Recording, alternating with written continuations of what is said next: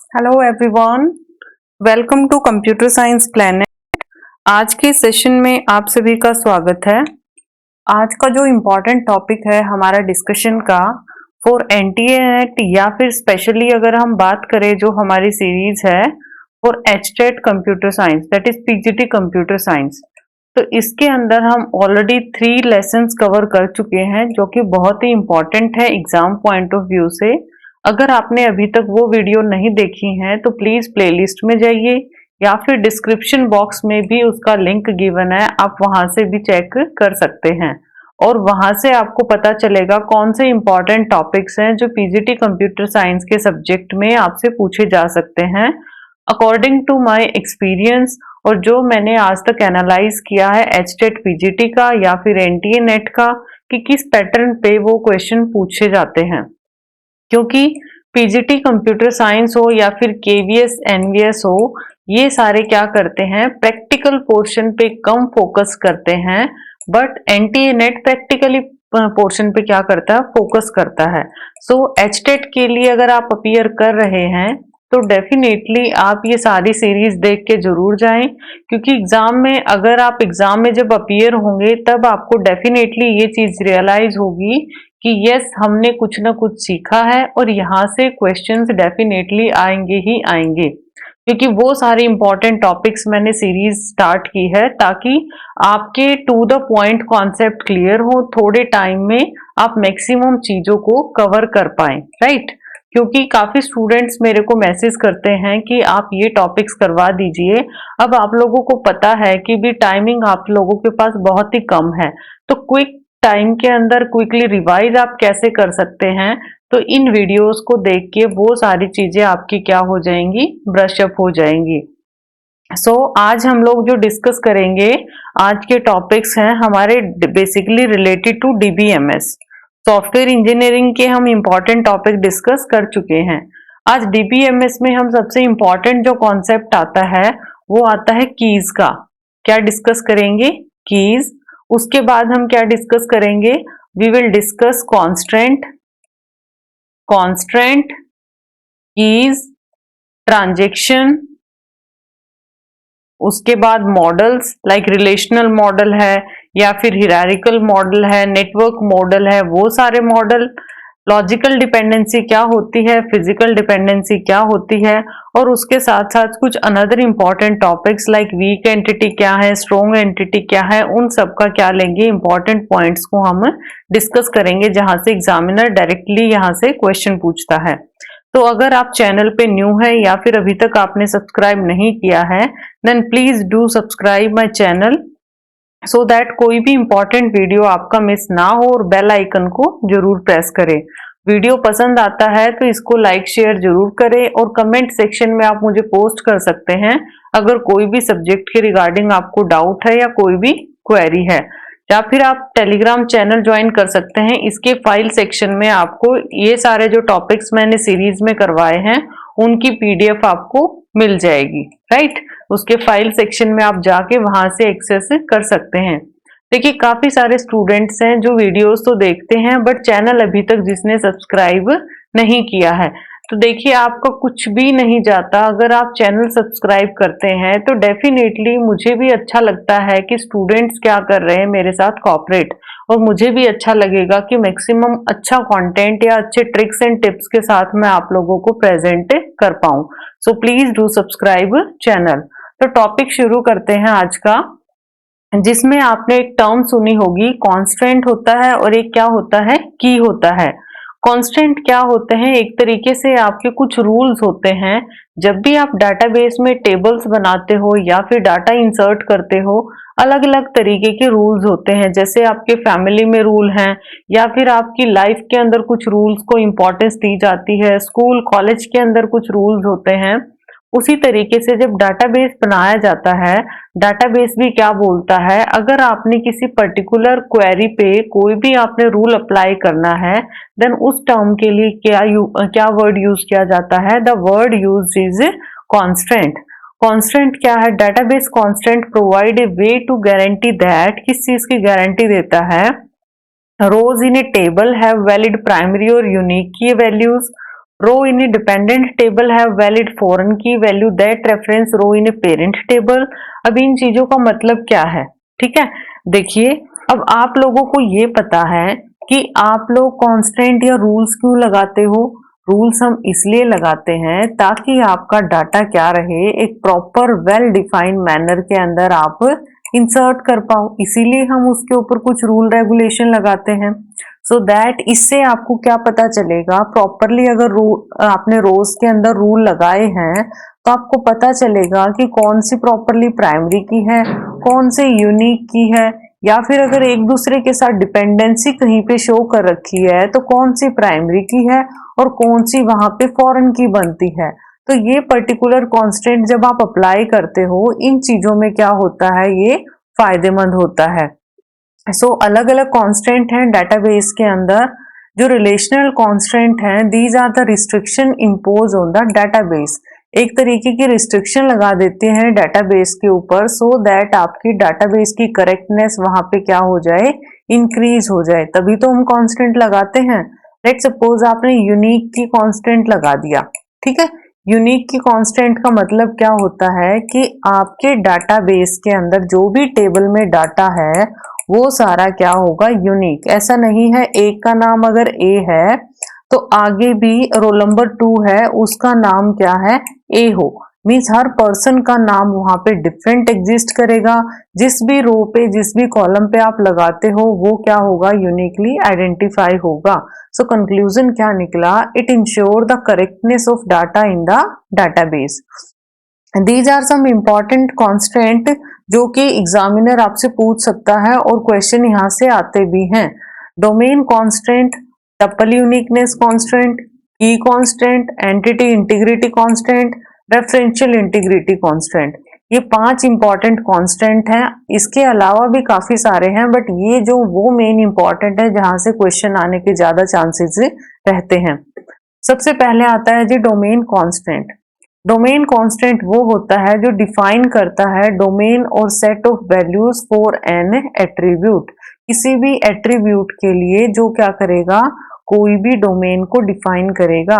It specifies that the value taken by the attribute must be atomic value from its domain. कि जो value दी गई है, ठीक है, पर्टिकुलर एट्रीब्यूट्स के अंदर जो वैल्यू शो की है वो क्या होगी, एटॉमिकली या फिर अच्छे तरीके से यूनिकली क्या होगी, डिविजिबल, मतलब एक अलग से आइडेंटिटी अपने आप में वो रखती होगी। वो क्या होता है, डोमेन कांस्टेंट। इसका एग्जांपल मैं आपको देती हूँ ताकि आपको सारी चीजें क्लियर हो।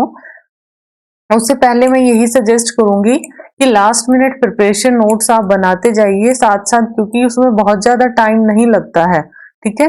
जो जैसे कि डोमेन कांस्टेंट है, इसकी मेन डेफिनेशन आप अपनी नोटबुक में लिखिए ताकि जब आप एग्जाम से पहले कॉन्सेप्ट आपके मिक्सअप ना हो और एक क्विक रिवीजन आप विद इन फ्यू सेकेंड्स उस चीज का ले पाए। इसलिए लास्ट मिनट प्रिपरेशन नोट्स क्या है आपके, वेरी वेरी इंपॉर्टेंट है। सो देखिए एग्जाम्पल, डोमेन कांस्टेंट में क्या आएगा, set of all unique value that can be allowed for an attribute. For example, domain of day of week like Sunday, Monday, Tuesday, Wednesday।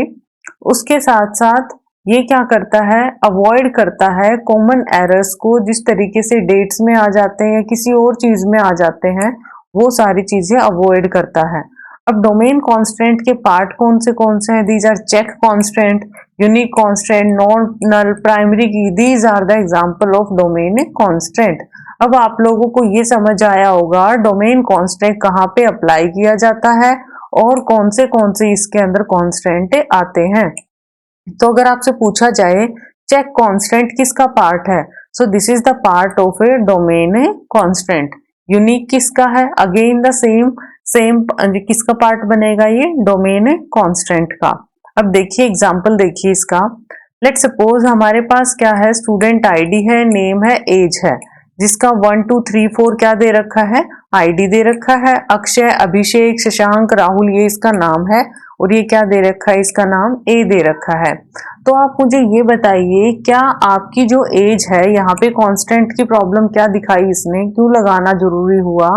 अगर कोई कांस्टेंट अप्लाई करते कि as हमारी न्यूमेरिकल ही होगी तो डेफिनेटली वो चेक कर लेता, राइट।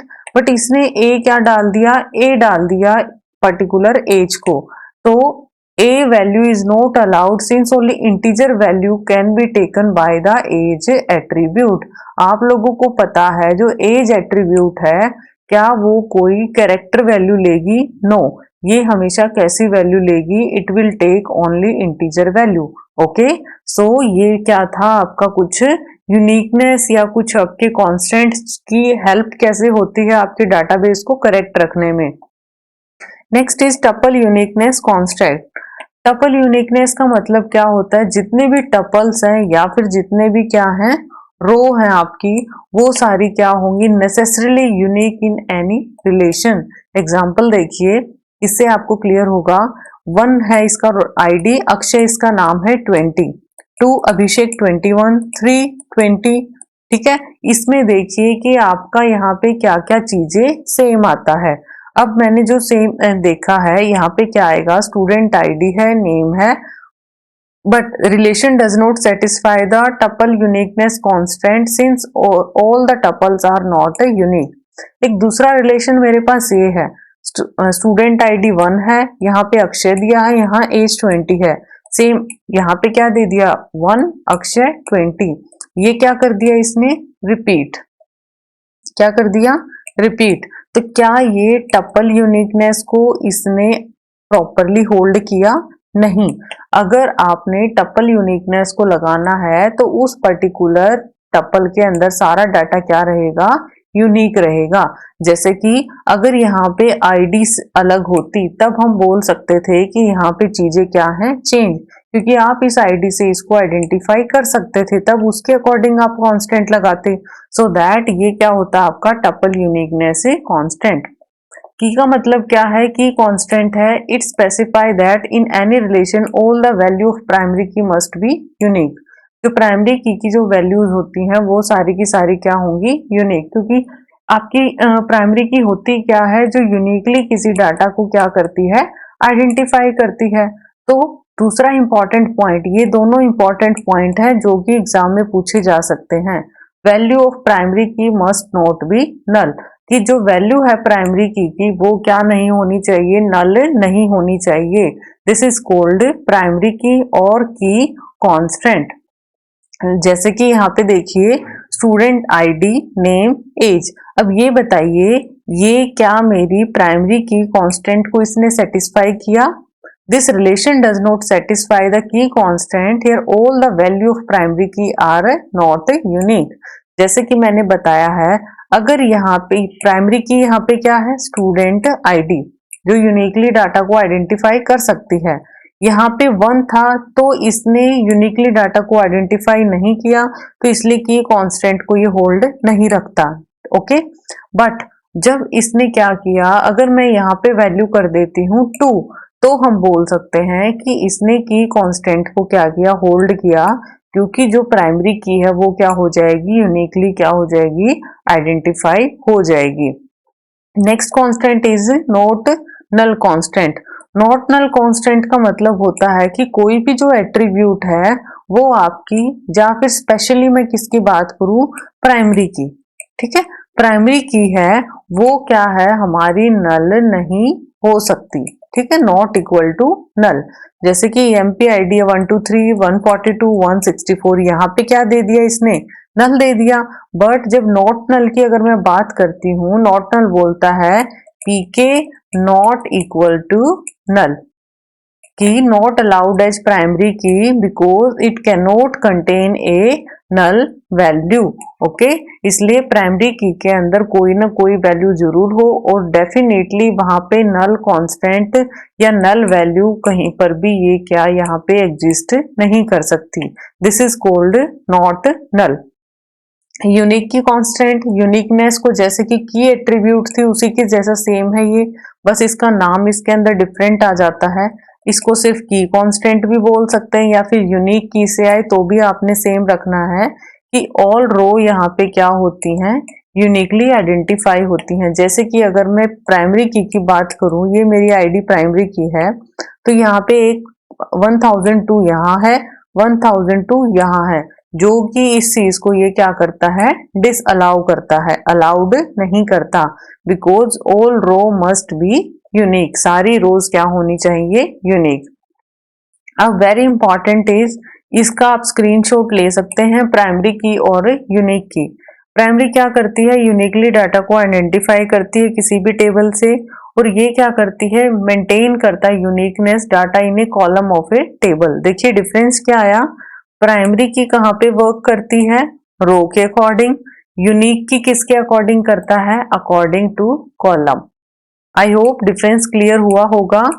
प्राइमरी की वर्क करता है on row and unique key work करता है on a column. Null values को अलाउ नहीं करता, बट यहाँ पे यूनिक के अंदर नल वैल्यूज क्या कर सकते हैं, एग्जिस्ट कर सकते हैं। हर एक में एक डाटा होना जरूरी है, बट यूनिक की क्या हो सकते हैं, पर टेबल मैक्सिमम हो सकते हैं। आपने कभी भी सुना है कि 2 प्राइमरी की हैं किसी भी टेबल में, बट ये जरूर सुना होगा अगर एक प्राइमरी की है तो दूसरी कैसे एक्ट करती है, फॉरेन की। इस तरीके का सीन आपने सुना है, बट इसीलिए हम बोलते हैं कि हमेशा एक टेबल में प्राइमरी की क्या होती है, एक ही होती है, बट यूनिक क्या हो सकती है, यूनिक की मल्टीपल हो सकती हैं एक ही टेबल के अंदर। फॉरेन की कैन रेफर टू प्राइमरी की, फॉरेन की कैन रेफर टू यूनिक की। यार सेम, यहाँ पे फॉरेन की प्राइमरी की को रेफर करती है, यहाँ पे किसको करती है, यूनिक की को। Column level and table level पे काम करता है, और ये भी कहाँ करता है, column level and table level पे। बहुत ही इंपॉर्टेंट टॉपिक है, सो दैट आपको बड़ा ही ध्यान से कवर करना है और वीडियो को लास्ट तक जरूर देखना है। एक बार अगर आपका डाउट क्लियर नहीं होता, then you can see it on double speed, so that आप 2x पे करके देखें, फटाफट से आपका क्विक रिवीजन हो जाए और लास्ट मिनट प्रिपरेशन नोट्स बनाना ना भूलें। अब नेक्स्ट है जी entity integrity constant. Entity integrity constant क्या है, ये स्पेसिफाई करते हैं that no attribute of primary key must be contain a null value in any relation because the presence of null value in the primary key violate the uniqueness property. अच्छा ये बताओ, entity integrity का मतलब क्या होता है, कोई भी जो एट्रीब्यूट है प्राइमरी की वो क्या है, नल वैल्यू को कंसिस्ट ना करे। अगर उसने नल वैल्यू कंसिस्ट कर दी तो कौन सी यूनिकनेस या कौन सी प्रॉपर्टी को वॉयलेट कर देगा, वो यूनिकनेस प्रॉपर्टी को लो कर देगा, जो कि प्राइमरी की प्रॉपर्टी है कि वैल्यू हमेशा क्या होनी चाहिए, uniquely identify, so that this is called entity integrity constant. अब उसके बाद एक इंपॉर्टेंट टॉपिक आता है ट्रांजैक्शन का। ये कुछ इंपॉर्टेंट कांस्टेंट थे जो कि आपके पेपर में पूछे जा सकते हैं। अब इंपॉर्टेंट क्या है, ट्रांजैक्शन का है। ट्रांजैक्शन आपने सुना होगा, एक टॉपिक आता है डाटाबेस के अंदर, ट्रांजैक्शन। ट्रांजैक्शन जो पूछा जाता है उसमें से पूछा जाएगा कि कौन सी ट्रांजैक्शन की प्रॉपर्टीज होती हैं। आपने एक वर्ड सुना होगा दैट इज एसिड। निमोनिक क्या है, एसिड। कि ट्रांजैक्शन के अंदर कौन सी प्रॉपर्टीज यूज की जाती हैं। एसिड का मतलब क्या होता है, एटॉमिसिटी। इवन इसकी फुल फॉर्म भी पूछी जाती है, एटॉमिसिटी। सी का मतलब होता है कंसिस्टेंसी, ओके जी।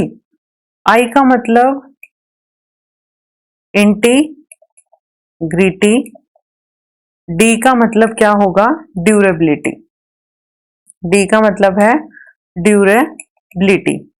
अब एटॉमिसिटी में क्या आएगा, एटॉमिसिटी बोलता है ऑल और नन, या तो कंप्लीटली इन या फिर कंप्लीटली आउट। अब देखिए, ये बताइए, एक इसका छोटा सा एग्जांपल देती हूँ, ठीक है। जब आप एटीएम से पैसे निकालते हैं, मान लिया आपने क्या कर दिए, 1000 रुपीज क्या किए, विड्रॉ कर दिए, तो आप ये बताइए आपके अकाउंट से आपने किसी और जगह पे क्या किए हैं, ये डिपॉजिट किए हैं, ठीक है।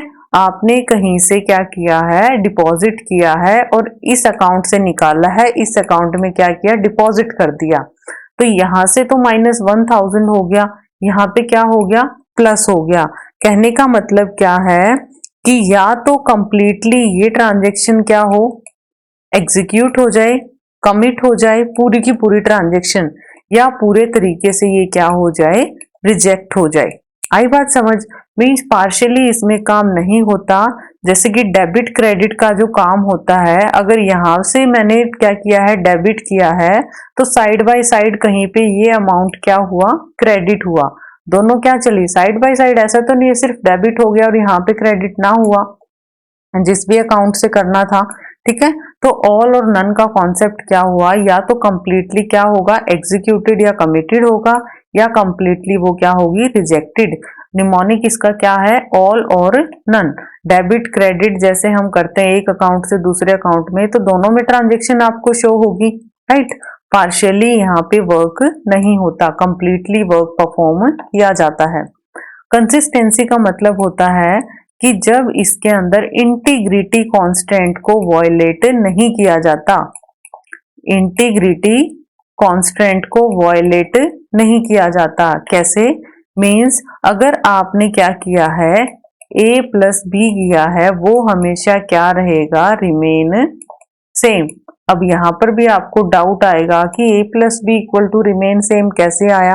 देखिए, मान लिया एक अकाउंट है आपका जिसमें है 1000 रुपीज, एक अकाउंट है आपका 2000 जिसमें है आपके 2000। मान लिया ये ए है, ये क्या है आपका बी, तो यहाँ पे क्या आया, टोटल अमाउंट क्या है दोनों अकाउंट का मिला के 3000 है।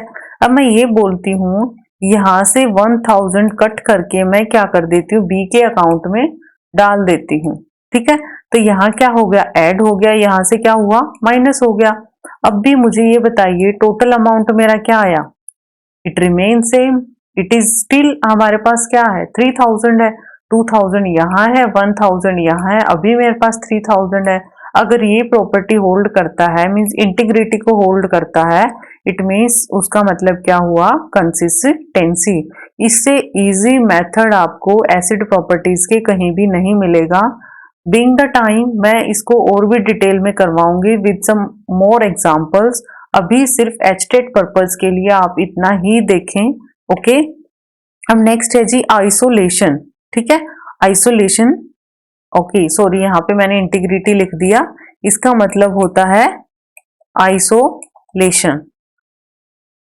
आइसोलेशन, आइसोलेशन का मतलब क्या है, अगर ए और बी कोई भी ट्रांजेक्शन करते हैं, ठीक है, ए और बी आपस में ट्रांजेक्शन करते हैं, तो बी और सी के ऊपर, मान लिया ए और बी कोई काम करते हैं, तो बी और सी के ऊपर उस ट्रांजेक्शन का कोई भी असर ना पड़े। जैसे कि आपने एयरलाइन रिजर्वेशन देखा है, ठीक है, एयरलाइन रिजर्वेशन या फिर रेलवे स्टेशन पे टिकट रिजर्वेशन का सिस्टम देखा है, तो वहां आपने देखा होगा अगर ए कोई भी टिकट बुक कराता है, उसका इफेक्ट क्या बी पे आता है। मीन्स यहाँ से मैंने भी टिकट बुक कराई, आपने भी टिकट बुक कराई, जो मुझे चीज सीट्स खाली दिखी, जो भी मुझे एरिया फ्री दिखा, मैंने उसको देखा, इसको फ्री दिखा, इसने देखा, अगर इसको बुक करानी है इसको भी टिकट मिलेगी, अगर वहां पे एग्जिस्ट करती है तो, अगर इसने बुक करानी है इसको भी टिकट मिलेगी, राइट। इट मीन्स अगर ए कोई काम करता है या ए भी मिलके कोई काम करते हैं, तो दूसरी किसी ट्रांजेक्शन पे उस चीज का रिलेटेड ट्रांजेक्शन पे कोई भी इफेक्ट नहीं आता। लास्ट क्या है, ड्यूरेबिलिटी। ड्यूरेबिलिटी का मतलब होता है अगर आपकी हार्ड डिस्क या फिर आपका जो सिस्टम है वो क्रैश हो जाता है, देन वहां पे किस तरीके से क्या होगा, रिकवर किया जाएगा। यहाँ पे चेंजेस क्या करते हैं, एग्जिस्ट करते हैं। मीन्स आपके सिस्टम फेलियर से आपने किस तरीके से डील करना है, तो यहाँ पे कौन काम करता है, इसके लिए रिकवरी मैनेजर यहाँ पे क्या करता है, काम करता है। गॉट इट, ये क्या था, जस्ट एक ओवरव्यू था अबाउट ट्रांजेक्शन। तो यहाँ पे कौन काम करेगा, यहाँ पे काम करेगा रिकवरी मैनेजर। और एटोमिसिटी पे कौन काम करता है, यहाँ पे करता है ट्रांजेक्शन कंट्रोल मैनेजर। अगर आपसे पूछा जाए एटोमिसिटी जो आप प्रॉपर्टी होती है ट्रांजेक्शन की, वहां कौन काम करता है, it is managed by transaction control manager. उसके बाद कंसिस्टेंसी को कौन करता है, प्रोग्रामर्स हेल्प करते हैं, प्रोग्रामर्स करते हैं इसको कंट्रोल। उसके बाद आइसोलेशन को कौन करता है, कंकरेंसी कंट्रोल मैनेजर। कौन करता है? Concurrency control manager. चारों क्वेश्चन इंपॉर्टेंट है।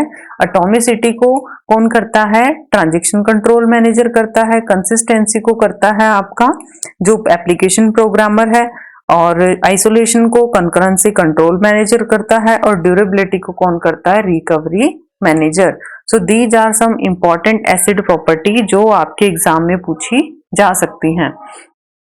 अब उसके बाद आता है next is very important topic about की। ठीक है, दीज आर सम इंपॉर्टेंट की जहां से क्वेश्चन आने के पूरे पूरे चांसेस रहते हैं। देखिए, ये एक डायग्राम से मैं आपको बताऊंगी जिससे आपको ये पता चले कि आपको कौन सी की किस तरीके से आपसे पूछा जा सकता है और वहां पर आपको कोई भी कंफ्यूजन होने की जरूरत नहीं है। प्राइमरी क्या होती है? प्राइमरी की वो होती है जो यूनिकली किसी भी डाटा को क्या करती है? आइडेंटिफाई करती है।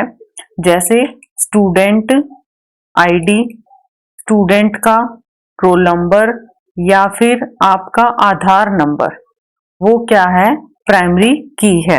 एग्री इस चीज के लिए, क्योंकि ये सारी जो कीज होती हैं वो क्या है? यूनिकली डाटा को क्या करती हैं? आइडेंटिफाई करती हैं, और यहीं से आपको पता चलता है कि कौन सा आपका एक पर्टिकुलर यूनिक डाटा है और कौन सा यहाँ पे नहीं है। अब अगली चीज यहाँ पे क्या आ जाती है? नेक्स्ट जो इंपॉर्टेंट चीज यहाँ पे आती है वो है फॉरेन की। उससे पहले आपको पता हो, या तो कैंडिडेट की बताती हूँ मैं आपको। कैंडिडेट की क्या होती है? वही सेम आपकी मिनिमल होती है, जो कि कैसे फाइंड आउट की जाती है? By using closure property. ठीक है, क्लोजर प्रॉपर्टी। जब भी आपने नॉर्मलाइजेशन की अगर वीडियो देखी है, वहां पे बड़ा डिटेल में बताया है कि कैंडिडेट की क्या होती है, किस तरीके से इसको फाइंड आउट किया जाता है। इसका लिंक भी मैंने डिस्क्रिप्शन बॉक्स में दिया है। तो मिनिमल, जो मिनिमल होती है, प्लस जो होती है इररिड्यूसेबल। ठीक है, इररिड्यूसेबल। और नॉर्मलाइजेशन को फाइंड आउट करने के लिए कि कौन सी नॉर्मल फॉर्म है, उसके लिए की पॉइंट क्या होता है? कैंडिडेट की। उसी के बेसिस पे आप प्राइम नॉन प्राइम एट्रीब्यूट्स निकालते हैं, और उसी के बेसिस पे क्या लगाते हैं? नॉर्मल फॉर्म्स के रूल्स लगाते हैं। अब उसके बाद आता है सुपर की। सुपर की क्या होती है? कैंडिडेट की प्लस समथिंग एल्स। कैंडिडेट की प्लस समथिंग एल्स मीन जो कैंडिडेट की है वो तो है ही है सुपर की के अंदर, वो तो आएगी ही आएगी, प्लस उसके साथ कुछ एक्स्ट्रा एट्रीब्यूट भी आ सकता है फ्रॉम योर रिलेशन। मीन्स आप कंक्लूजन क्या निकालोगे? सबसे पहले क्या आती है? प्राइमरी की। जितनी भी प्राइमरी की हैं वो सारी क्या हैं? कैंडिडेट की। और जितनी भी कैंडिडेट की हैं वो सारी क्या हैं? सुपर की। This is the most important diagram. Means primary की क्या है? सारी कैंडिडेट की हैं, और जो जितनी भी कैंडिडेट की हैं वो क्या है? सुपर की हैं। बट अगर आपसे पूछा जाए कि जो भी सुपर की है वो कैंडिडेट की है, यस और नो, ये यहाँ पे अगर मैं बात करूं तो यहाँ पे कौन सा केस ट्रू होगा? सम। कुछ केसेस में ये ट्रू हो भी सकता है और कुछ केस में वो ट्रू नहीं भी हो सकता। तो आप इस चीज को प्रॉपरली नहीं बोल सकते कि ये चीज आपकी एग्जिस्ट करेगी। एग्री? अब आता है जी फॉरेन की। फॉरेन की आपकी वो होती है जो आपकी नल नहीं होती। नल नहीं होती। उसके बाद फॉरेन की के अंदर जो हमारी रेफरेंस टेबल है, आपने वर्ड सुना होगा रेफरेंसिंग टेबल और रेफरेंस टेबल। कोई एट्रीब्यूट जहां यहाँ पे तो ये क्या करती है? प्राइमरी की का काम करती है। सेम एट्रीब्यूट अगर किसी टेबल के अंदर आ जाए, ठीक है, सेम प्राइमरी की है अगर किसी और टेबल में आती है, तो उस टेबल में किसका काम करेगी? फॉरेन की का काम करेगी। इसके साथ क्या होगी? लिंक्ड। इसलिए ये क्या होती है? ये नल नहीं हो सकती। उसके साथ साथ ये यूनिक हो भी सकती है और नहीं भी हो सकती, क्योंकि टोटली किसके साथ लिंक होती है? ये प्राइमरी की के साथ। अब इसके अंदर जो रेफरेंस्ड टेबल आता है, रेफरेंस्ड टेबल, वो कौन सी होती है? मास्टर टेबल होती है। और मास्टर टेबल कौन सी टेबल वाली, जहां पे कौन सी की होगी, इसको बोलेंगे जहां पर होगी आपकी प्राइमरी की। उसके बाद एक और जो आता है वो आता है रेफरेंसिंग टेबल। रेफरेंसिंग टेबल कौन सी होगी?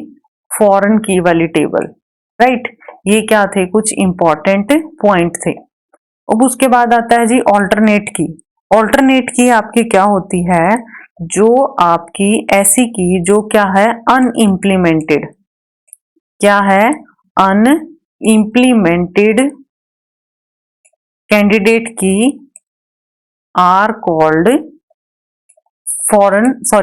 ऑल्टरनेट की। ऐसी की जिसको आपने यूज नहीं किया बट एक्चुअली में वो क्या है, एक कैंडिडेट की है, वो क्या बन जाएगा आपका ऑल्टरनेट की। एक डायग्राम दिखाती हूं अगर वो एडिड है तो, सो दैट आपको प्रॉपरली वो चीजें क्या आ जाएं, क्लियर हो जाए और आपको किसी भी केस के अंदर डाउट नहीं रहेगा। आई होप वो डायग्राम ऐड हुआ होगा। Let me check that diagram. देखिए ये डायग्राम मैं आपको बता चुकी कि जो प्राइमरी की है, कहाँ गया, प्राइमरी की है। देखिए ये प्राइमरी की है, वो क्या होती है, कैंडिडेट की है, और जो ऑल कैंडिडेट की है वो क्या होते हैं, सुपर की होती हैं। ये देखिए वेरी इंपॉर्टेंट डायग्राम। अब लेट सपोज यहाँ स्टूडेंट आईडी है, वो क्या है, प्राइमरी की है। रोल नंबर है, वो क्या है, ऑल्टरनेट की है।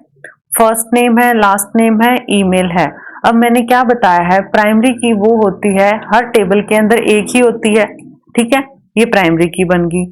अब प्राइमरी की के साथ कुछ एट्रीब्यूट्स लग के वो क्या बने, जब ये तीनों मिले, student ID, roll number, email, ये तीनों मिले, ये तीनों क्या बने, इन्हीं की हेल्प से हमने पूरे रिलेशन को ड्राइव किया है, तो ये क्या बने आपके कैंडिडेट की। क्योंकि कैंडिडेट की वही होती है जिसका जब आप क्लोजर निकालो पूरे के पूरे रिलेशन को वो क्या कर दे, ट्रेवर्स कर दे, पूरे के पूरे रिलेशन को कवर कर दे, वो बनती है कैंडिडेट की। अब मान लिया कोई भी अगर आपने काम किया है, जैसे मैं बोल दूं आपको टॉम किसका नाम है, आप डायरेक्टली मुझे बता सकते हो, जिसकी आईडी 1 है उसका नाम क्या है, टॉम नाम है, और प्राइस है, लास्ट नेम उसका प्राइस है, और ये उसकी ईमेल आईडी है। तो जब मैं कोई रिलेशन फाइंड आउट करते हुए रोल नंबर और ईमेल का यूज ना करूं, ठीक है, रोल नंबर और ईमेल का यूज ना करूं, हालांकि ये क्या है, कैंडिडेट की है, बट मुझे जब रिलेशन फाइंड आउट करना था मुझे इनकी जरूरत नहीं पड़ी, तो उस टाइम पे क्या बन जाएंगी, ये ऑल्टरनेट की। कैंडिडेट की तो है ही है ये, बट मुझे उस क्वेरी को फाइंड आउट करने के लिए इसकी जरूरत नहीं पड़ी, इन पर्टिकुलर 2 एट्रीब्यूट्स की, तो वो जो एक्स्ट्रा पड़ी हुई एट्रीब्यूट्स हैं उसको बोला जाएगा ऑल्टरनेट की। एज ए ऑल्टरनेट हम उसको लेके चलेंगे, जब उसकी जरूरत पड़ेगी उसको हम क्या करेंगे, यूज कर सकते हैं।